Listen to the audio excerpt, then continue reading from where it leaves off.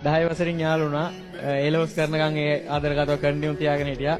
ඒලෙවස් ඉවර වෙලා රිෂාල්ට ඇවිල්ලා ටික කාලයක් යනකොට අපි බැරි කරා. එයාට මම ගොඩක් ආදරය කරා. ඒක ආදරයේ ආශාවද මට තේරුම් යන්නේ පහු කාලීනව. මොකද අපි ආශාව තමයි ආදරේ විදිහට අපි දැකලා තියෙන්නේ ඒ කාලේ. ඒ කාලේ ඇත්තටම ආදරයක් කියන එක දන්නේ නැහැ, දැනෙන්නේ නැහැ. අපි අර දකින්න ලුක් එකට තමයි අපි ආදරය කරන්නේ. ඒක ආදරේ නෙමෙයිනේ. ඒක පසු කාලිනව තේරෙනකොට අපි දෙන්නම් පවරක්කු වැඩි. එතකොට ඉතින් වෙන් වෙන්න තමයි තීරණය වුනේ. ඔය දෙන්න අතරට ආව ප්‍රශ්න මොනවද? කාල සීමාවක් යනකොට දෙන්නගේ අර වෙනස් වීම දරා ගන්න බැරුණ දෙන්නට මේකයි උනේ. අර වෙනස් වෙනවද කියලා අහන්න හොඳ නෑලුනේ. වෙනස් වෙනවා. ඒ වෙනස් වීම දරා ගන්න පුළුවන් වෙනවා. ඒක දරා ගන්න බැරි නිසා තමයි අපි දෙන්න වෙන් වුනේ. අදටත් මම කෝල් එකක් ගත්තොත් කවදාවත් විරසකව කතා කරන්නේ නෑ. අපි දෙන්න මාර කෑරින් මේ පැත්තෙන්. ඒ වුණාට අර අපි දෙන්න කවුද කියලා තේරුම් ගන්න කලින් අපි දෙන්නගේ ජීවිත නිකන් විනාශ වුණා එච්චර. ඔයා හිතන විදිහට බැන්දට පස්සේ ඔයාගේ වුණු වෙනස්කම් මොනවද? එයා වෙනුවෙන් ජීවිත කාලෙ දෙන්න පුළුවන් කියලා අපි හිතාගෙන හිට අපේ ජොබ් රෝල් එකයි අපේ ස්පෝර්ට්ස් පැත්තයි යාළුවෝගේ පැත්තයි ඔක්කොම මැනේජ් කරනකොට එයා ගෙදර තනි වෙනවනේ. ඒ තනිවීම අපිට හිතුන්නේ එයාගේ ඔළුව වෙන පැත්තකට හැරෙයි කියලා. අපි හිතුවේ මම ආදරේ නම් එයා ඉන්නවා. ඒක නෙමෙයි අපි ඇත්තටම හිතන්න ඕනේ. ගෙදර තනියෙන් ඉන්නේ යාගෙත් පොඩ්ඩක් හරි ඔළුව හැදෙන්න අපි කෙයා කරන්න ඕනේ. ඒක පොඩ්ඩක් මදි වෙන්න ඇති. තරහක් නෑ යත් ඒක කවදාවත් මම තරහ වෙන්නේ නෑ. එයාට ඉතින් හදවතේ තිබ්බ ඉඩ වෙන කාටවත් දෙන්නත් බෑ. ඒක ඇත්ත ඉතින්. එයාගේ වෙනස් වීම මට දරා ගන්න බැරුව මගේ වෙනස් වීම එයාට දරා ගන්නවා. මොකද අපි දෙන චුට්ටක් අර ජොබ් රෝල් ඔය අර මේවා එක පොඩ්ඩක් ෆෝන් එක වේටිං වෙන්න බෑ. මිස් කෝල් එකක් කාගෙන්ද රෝන් නම්බර් එකකින් තියෙනවා. එහෙම අර දෙන්නගෙම ගැට්ටනේ ඇති උනේ. එයාට මම කවදාවත් වැරදි කියන්නේ නැහැ කියලාත් නැහැ. මගේ වැරද්ද වෙන්න පුළුවන් සමහර විට. ඒ වුණාට මම හිතලා බලනකොට අනේ මන්ද මට තේරෙන්නේ නැහැ. හිතලා බලද්දි මගෙත් වැරද්දක් නැහැ. මං ඔයාගෙන් ඇහුවොත් කසාද බැන්දට පස්සේ ඔයා එක වැරද්දක්වත් වයිෆ්ට කරලා තියෙනවද කියලා? දැනුවත්ව නම් ඉතින් එහෙම වෙලා නැහැ. මොකද එයා කියන්නේ මේ ඔයා මොන දේ කරත් කවන වෙන ගෑනු සම්බන්ධතාව විතරයි ඕනේ නැත්තේ කියලා.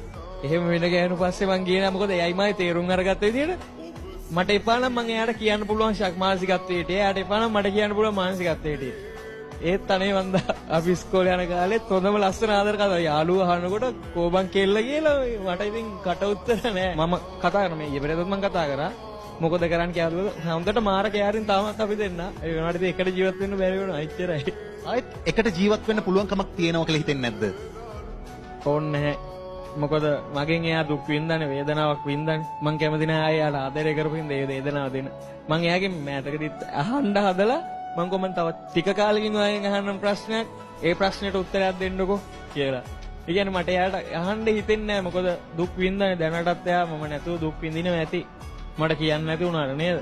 ආදරේ කරානේ අමතක කරන්න බෑ. මොකද අපි දෙන්න මාර විදිහට ආදරේ කරා. ඒක මමත් දන්නවා එයාත් දන්නවා. කොච්චර වචනෙන් එපා කිව්වත් හිත ඇතුලෙන් ඉල්ලන ඒ රූපේ. අපේ අම්මා තමයි වැඩිම දුක් වෙන්නේ. මොකද අපේ අම්මම එයාට සැලකුවේ මේ එයා දුව මම බෑනවා වගේ එකයි. කොහොම එක මම දන්නවා අපි දෙන්න රණ්ඩුණා. ඔයා යන්න ගෙදරින් එළියට දුවේ ඔයා ඉන්න ළඟට වෙලා ඒලා අපේ ප්‍රශ්නේ විසඳලා දෙන්නේ එයා හැම වෙලාවෙම ළඟින් හිටියා ඉතින් එයාත් ඒක දන්නවා ගේ අපි දෙන්න හිටපු ගෙදර එහෙම නිකන් පැත්ත ඔහේ තියෙනවා ඉතින් කවුරුත් නැහැ යන්නේ නැහැ ගියෙත් නැහැ අනුරාධපුරේ මාස 6-7කින් අම්මව බලන්න ආසාවක් තියෙනවා ලබන සතියේ ඒකට යනවා ගෙන් එනවා ඉතින් මල්ලිවා හරි හැංගීම්බරව කතා කරනවා මගේ ජීවිතේ මම හරි ආසාවෙන් යම්කිසි කෙනෙක්ගේ කතාවක් අහන් හිටියානම් කතා කරන විදිහට ඒ හැංගීමට ඒ ඔයාගේ කියලා මට බය නැතුව කියන්න පුළුවන්. අමතක කරන්න බෑ මට ඒක. අමතක වෙන්නේ නැහැ ඒක. අමතක කරන්න උත්සාහ කරලා තියෙනවා. මං කාල සීමාවක් එක්ක මොකද මමත් හොඳට මේ මිනිස්සු ආශ්‍රය කරලා මට තියෙන ඔය ක්වොලිෆිකේෂන් එක මම මොකද මාකටිං නේ කරේ. මාකටිං මිනිස්සයා දකින්නකොට ඒ මිනිස්සයාව ජජ් කරන්න ඕනේ අපි. මෙයාට මහත්තයා කිව්වොත් හොඳ, මචං කිව්වොත් හොඳ කියලා. ඒ වගේ ඒ මිනිස්සුත් ගැටලා මම දන්නවා දැන් මට ඒව අමතක කරන්න බෑ. යම් තාක් දුරට ඒහා සමාන හිතක් හොයාගෙන ඒ හිතත් එක්ක ප්‍රශ්න වලට මුහුණ දෙනවද ඒක තමයි මට ඉන්න ප්‍රශ්නාර්ථේ. එයාව නැතුව මම වෙන ජීවිතයක් තෝරගන්නවද මගේ ළඟින් කෙයාරින් කරගෙන ගමන යන්න මම එයා මැත්තේම නැහිනවද? එයා මැත්තේම නැහින්න ගියොත් මට මගේ ජීවිතේ සුන්දර ලස්සන කාලෙ මග ඇරෙනවා. මොකද වයස යනවනේ මිනිස්සු. නෑ මම ඇත්තටම ඒ දවස්වල ගොඩක් දුක් විඳා. දැන් මේ hina වෙලා ඉන්න මේ කට්ටිය හින්දා මම දැන් හිතුවේ මේ අලුත් ජීවිතයකට අඩිය තියනවාද මම තවත් ඉවසගෙන ඉන්නේ එයා අලුත් ජීවිතයක් පටන් අරගෙන එයාගේ ජීවිතේ ලස්සන වුණොත් මං ගමනක් යනවා කියලා.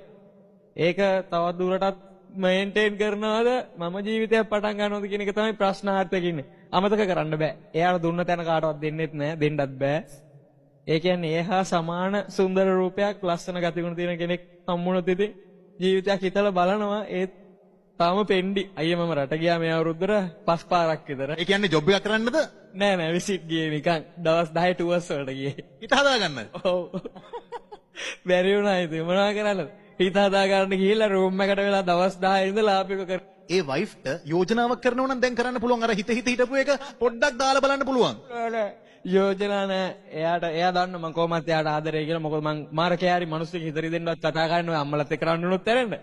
ඒකින්ද එයා දන්නවා මේ මං කවදාවත් එයා ගැන වැරදි කියන්නේ නැහැ කියලා එයා දන්නවා. මොකද එයා වැඩ කරන ඔෆිස් එකේදී එයාගේ යාළුවෙක් ඇවිල්ලා කියලා මම මේ යාළුවොත් එක්ක එකතු වෙලා එයාට මොනවද කිව්වා කියලා. එයා මටවත් කෝල් කරලා හැබුවේ නැහැ. කෙලින් මේ කොල්ලට කියලා තියෙන්නේ මං එයා ගැන හොඳට දන්නවා. එයා කවදාවත් මට එහෙම කියන්නේ නැහැ කියලා. මොකද්ද එයාගේ නම?